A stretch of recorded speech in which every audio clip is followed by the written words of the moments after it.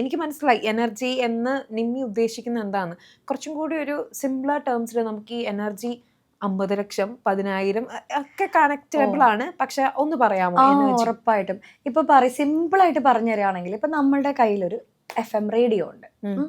നമുക്ക് എന്ത് ചെയ്യണം, ഒരു 98.5 എന്ന FM-ലെ പ്രോഗ്രാം നമുക്ക് കേൾക്കണം. റേഡിയോ ഉണ്ട്, പവർ ഓൺ ആയി, നമുക്ക് കേൾക്കാൻ പറ്റുമോ? ഓൺ ആയി തന്നെ പറ്റുമോ? ട്യൂൺ ചെയ്യാൻ തുടങ്ങി 88 ആയി, 98.5 കേൾക്കാൻ പറ്റുമോ?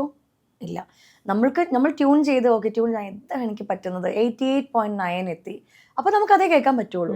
പക്ഷെ നമ്മൾ എന്ത് ചെയ്യണം, 98.5 എന്ന FM-ലേക്ക് നമ്മുടെ റേഡിയോനെ ട്യൂൺ ചെയ്യുമ്പോൾ ഈ റേഡിയോയുടെ ഫ്രീക്വൻസി നമ്മൾ കേൾക്കണം എന്ന് ആഗ്രഹിക്കുന്ന FM സ്റ്റേഷന്റെ ഫ്രീക്വൻസി ആയിട്ട് മാച്ച് ആകുമ്പോഴാണ് ഹലോ നിങ്ങൾ ഇപ്പോൾ കേട്ടുകൊണ്ടിരിക്കുന്നത് 98.5 FM എന്ന് പറഞ്ഞിട്ട് നമ്മൾ കേൾക്കുന്നത്. അപ്പൊ അതേപോലെ ആ റേഡിയോ ആയിട്ട് നമ്മളെ കൺസിഡർ ചെയ്യുക, FM സ്റ്റേഷൻ ആയിട്ട് നമ്മൾ ആഗ്രഹിക്കുന്ന കാര്യത്തിനെ കൺസിഡർ ചെയ്യുക.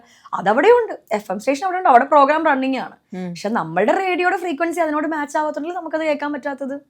റേഡിയോ ഉണ്ടായെന്ന് പറഞ്ഞിട്ട് കാര്യമില്ല, ട്യൂണർ ഉണ്ടായെന്ന് പറഞ്ഞിട്ട് കാര്യമില്ല, ട്യൂൺ ചെയ്യണം.